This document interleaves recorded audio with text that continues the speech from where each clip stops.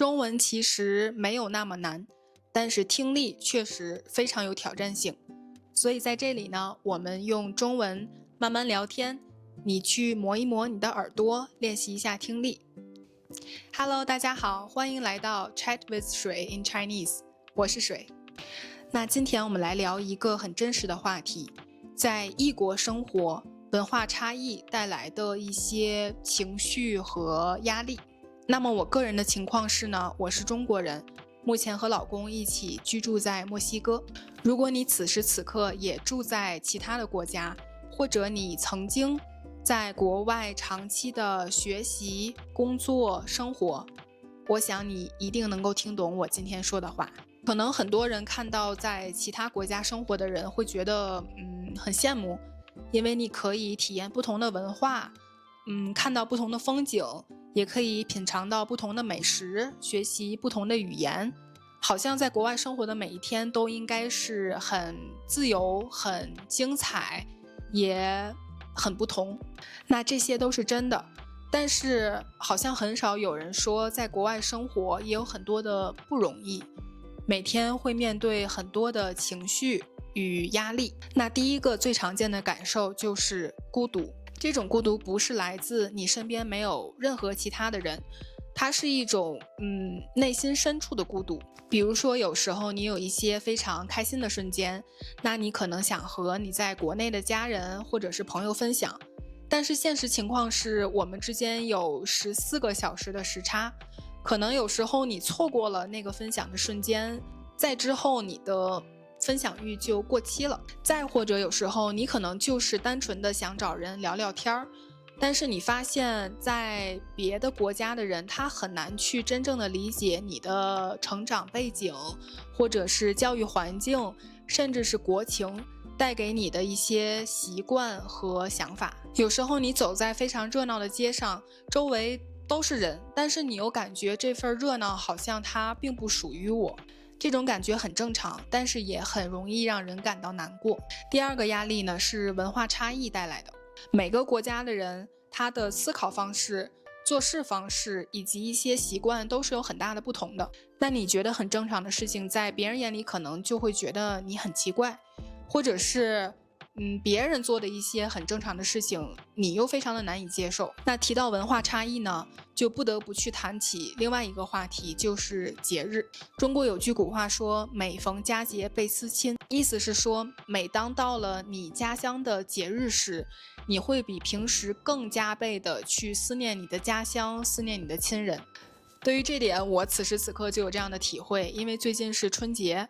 春节是中国最大的节日，你可以理解成西方的圣诞节。所以在最近呢，我这个思乡的情绪已经达到了一个顶峰。那第三个压力就是语言。就我个人来说，我的母语是中文，然后我的英语沟通也很顺畅。然后在来这个墨西哥之前呢，我本来是在专注学习德语的。但是现在为了在墨西哥生活的更加轻松一些，也融入的更好一些，我又在学习西班牙语，所以有时候我的语言系统会很混乱，尤其是德语和西班牙语这两种语言，他们感觉就好像是会互相攻击，然后互相吞噬。就是我学习的西班牙语越多，我的德语忘的就越多，或者有时候我在练习西班牙口语的时候，我自己都不会意识到我的西班牙语里面其实是有夹杂着德语的。所以结合以上3种因素，它就会带来一种情绪，叫做没有归属感。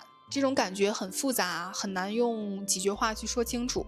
但是我想告诉你，以及我也经常告诉我自己的是，如果你有以上这些感受，你一点都不奇怪，也不是说你做的不够好，只不过是因为你现在经历的比别人要多。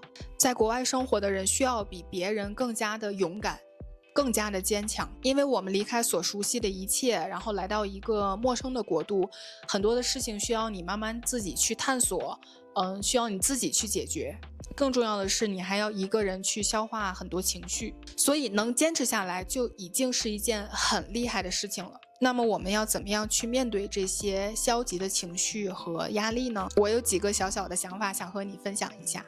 第一，允许自己不坚强，你不用每次都告诉自己说，我可以，我没事儿，我很好。你可以累了就休息，难过了就哭一会儿，然后想倾诉就去找家人或者朋友聊聊天。你可以脆弱，你也可以有情绪，这不代表着失败。第二个方法，接受差异，不强迫自己完全融入。你不需要变得和当地人一样，你可以保留自己的文化、自己的习惯、自己的性格。你在尊重别人文化的同时，也要尊重自己的根，与众不同一点不是错。第三个方法，给自己多一点耐心。适应一个新的环境，从来都不是一天、一个星期，甚至1个月就能完成的。有些人可能需要1年，有的人可能需要更久。慢慢来，给自己多一点耐心去适应，你会发现你慢慢的会变得越来越舒适，也越来越自在。那第4个方法就是找到能真正理解你的人，这种挚友不用很多，1、2个就够。我自己就有2个非常要好的朋友，我们3个人当时是在中国的同一家公司工作。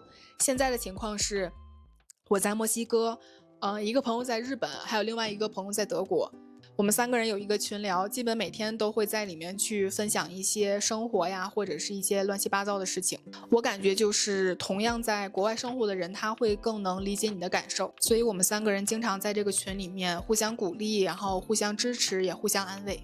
最后总结一下，就是在国外生活，它其实是一条一边辛苦一边成长的路。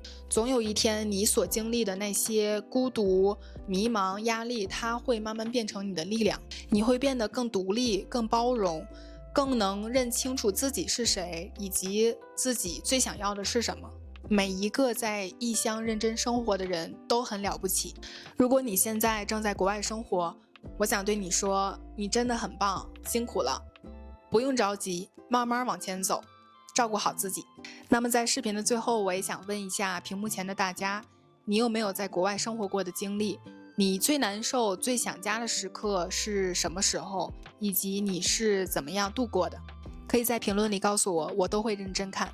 那今天谢谢你的陪伴，我们下一期 Chat with Sri in Chinese 再见，拜拜。